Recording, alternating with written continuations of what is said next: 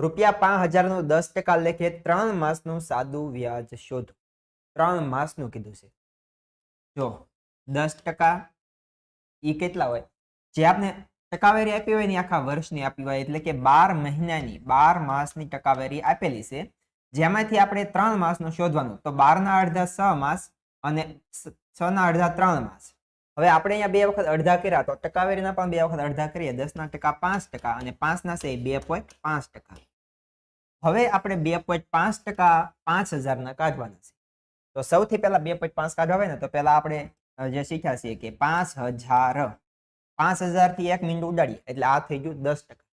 10 ના અડધા એટલે 250, આ થઈ ગયા 5%.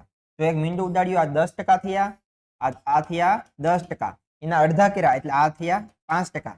5% ના અડધા કરીએ એટલે 2.5%. એટલે આવડો આવી જશે, જવાબ આવડો આવી જશે. તો આના અડધા થશે 125. 125 રૂપિયા આપણો રાઈટ આન્સર છે, જે આપેલો છે ઓપ્શન સી માં.